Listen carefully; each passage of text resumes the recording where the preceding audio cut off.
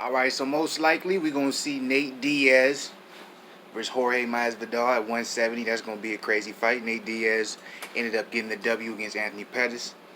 I'm an Anthony Pettis fan. I want Anthony Pettis to win. My boy Zen, you be seeing him doing the basketball videos on the channel. He actually picked Nate Diaz. He was right. Nate Diaz did that work.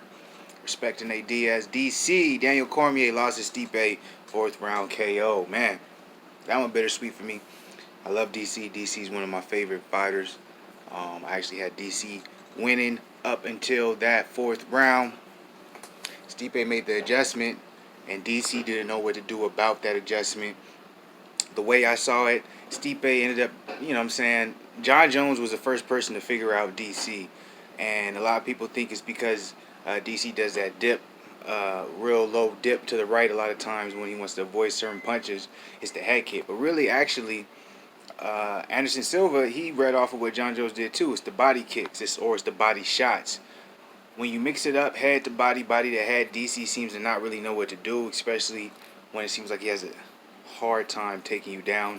Stipe's a big boy. Seemed like DC was having trouble taking him down like he did in the first fight. Bittersweet, man. Stipe started going to body.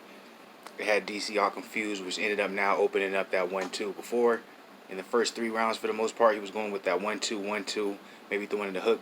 You know what I'm saying? He was catching DC. DC had his hands down a lot more than I'm used to. Seemed like he actually gassed, if you want an honest opinion for myself. Seemed like DC got tired. The pressure was kind of wearing down DC because I think DC thought he was going to knock him out the same way he did the first fight. So it seemed like he gave a lot in the beginning.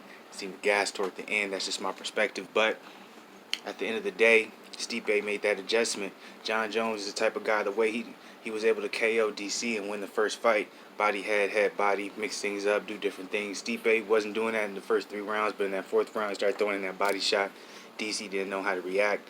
He didn't know how to adjust. He kept kind of doing the same thing, and now that he was expecting the body shot, he wasn't ready for when that right hand came down the middle. Ultimately ended up KOing him. Unfortunately, it wasn't as bad as a KO what John Jones did to him, but in my opinion, just because Stipe isn't John Jones, I still think it was a bad KO. So, do you think there's a third fight that's going to happen, or do you think for the most part DC's going to retire and he doesn't want to live through something like that again? I totally understand if that's the case because he has a great side hustles going on where he can make great money. But you know what I'm saying? He was saying he came off that back surgery. He thought he was going to look the best he ever did. He was at a lower weight. But the thing is, man, the old saying kind of goes, you can't teach old dogs new tricks. DC is the same fighter he was back when he first fought John Jones, and that was a good amount of years ago. The thing that separates fighters like John Jones and DC is even though there's that grind time, even though, you know what I'm saying, you got to go hard pressure, what happens when that doesn't work? Or what happens when you actually end up, getting tired? What if maybe you overtrain? Maybe what if you undertrain? Maybe you just didn't calculate the things you wanted to and you end up gassing. That's what's special about guys like John Jones and even Stipe to this matter. The ability to adjust during the fight, mid-fight, even if it's his coaches, you know what I'm saying? He gave credit to his coaches calling out certain combinations. He just listened to what he said. That's an ability to be able to do that.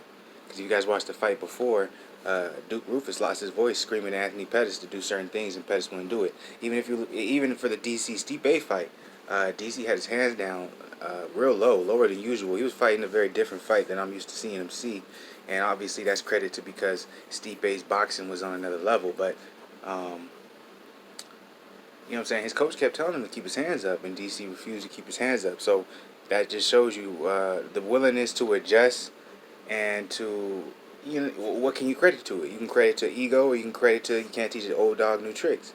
Because Stipe was like, okay, my coach telling me to do this, so I'm going to do it. And guess what? It ended up working.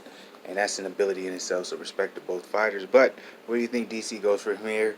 Do you think he tries to get that third fight with Stipe, revenge that fight, or do you think he's going to go ahead and retire? Where does Stipe go from here? Does he fight Francis Ngannou again? Or does he try and get that John Jones mega fight, even if that's a possibility? I don't know. Fighting's crazy, yo.